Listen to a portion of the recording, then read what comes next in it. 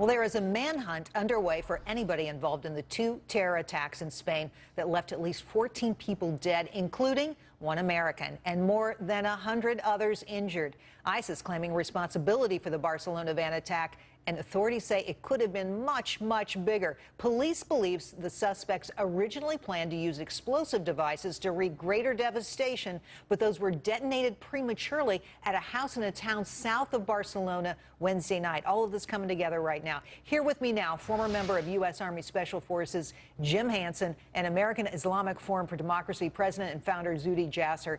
Zuhdi, I'll start with you. So this was much more elaborate than it at first appeared. You know, in the first hours we were saying, oh, this is just another vehicle that somebody grabbed off the street and ran through pedestrians, no planning. But that's not right. It was really much more elaborate. What does this tell you? Does this signal some new version, some new wave of terrorism? Well, I think it signals that as we squeeze ISIS in Syria and Iraq, they're doing everything they can to stay relevant, put us on defense, to make us more isolationist in the West.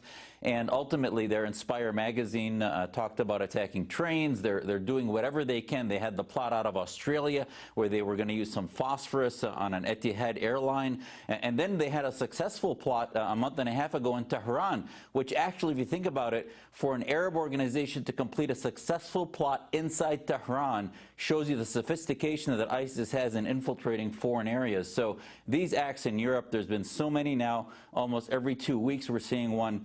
So ultimately, it shows that they want to maintain the primary brand of jihad globally, and that they may lose territory, but they will remain the global threat of jihadism until we start to address the precursors of the violent jihadists. Because now we're learning these 4 or 5, or however many they're finding, most of them are not on the radar at all. They aren't the known wolves that we've seen in the past. Most of them are unknown. Right. These are new folks, and that's why it's so troubling. Jim, to you, you look at all the people involved and all the planning, and we know that the CIA essentially told Spain, you're going to have a problem right at the location where we had this massive loss of life.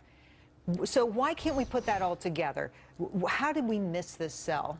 I think the problem is we're afraid to look at the blisteringly obvious point that they've got jihadists in their midst. You know, the open borders policy, the essential free travel, and all the other good things that people like about the EU have brought them people who don't believe in the essential values of Western free society.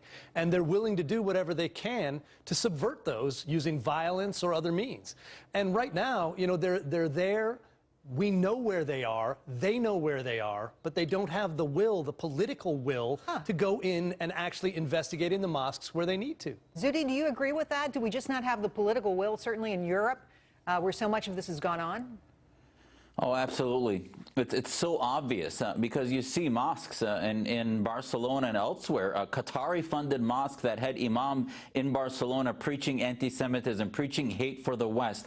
The separatism, the jihadi insurgency, be it the violent ones like this attack or the nonviolent insurgents that are teaching our Muslim families to separate from the West, not to be part of the society. That separatism is the future jihadi pool that will either become violent or become part of the movement to protect these cells. This is why you're seeing more and more arrests after every one. You had the Paris attack in November 15 that then had a Belgium attack in March 2016, 4 months later, where those guys hid out within the community across the EU because you had protection in neighborhoods, etc. So we are so far behind the power curve, it's frightening. Jim, so far beyond the power curve, what do you say here?